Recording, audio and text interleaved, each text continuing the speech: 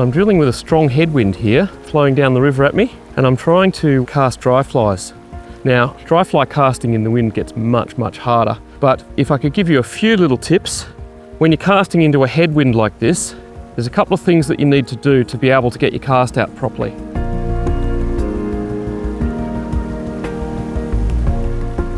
The first is to generate high line speed and tight loops.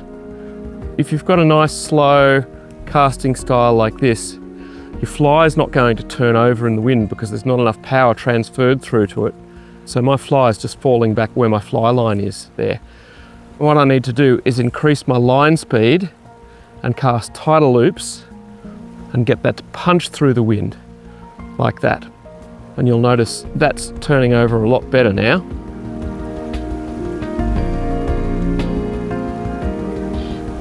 Now, another thing that you can do is try to keep your casting trajectory quite low to the water and down at the water. Make sure you're not casting out flat and trying to let your fly flutter down onto the water into a headwind. That's not going to work. You have to kind of keep your cast low and cast it more down onto the water like that in order to punch it into the wind.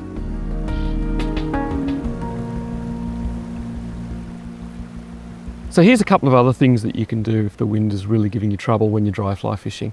The first is to tie on a smaller fly. I've got a big wind resistant fly on here today because it's visible so that I can demonstrate it to you guys.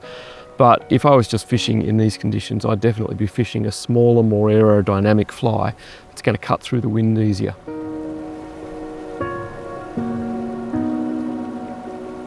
The second thing you can do is shorten up your leader.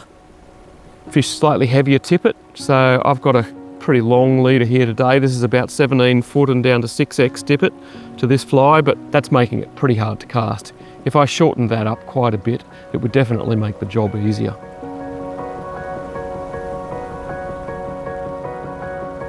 And another thing that you can do is fish a slightly heavier fly line and setup. I'm on a 3-weight today with a 3-weight line, and it's fairly hard work casting into this wind. If I was fishing with persistent wind all day, then a 4-weight might be a better bet. It's going to give you a little bit more power in your cast and a little bit more ability to cut through the wind.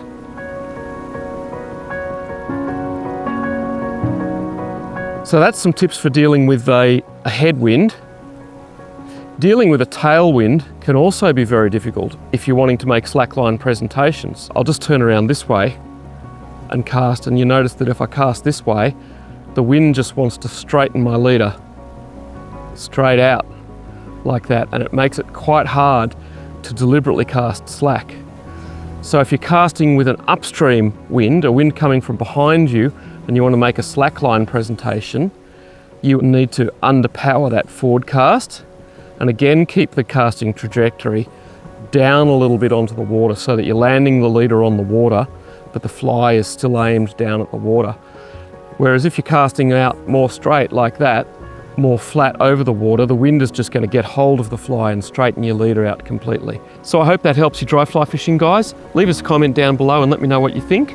And here's another video in the series on some more dry fly skills.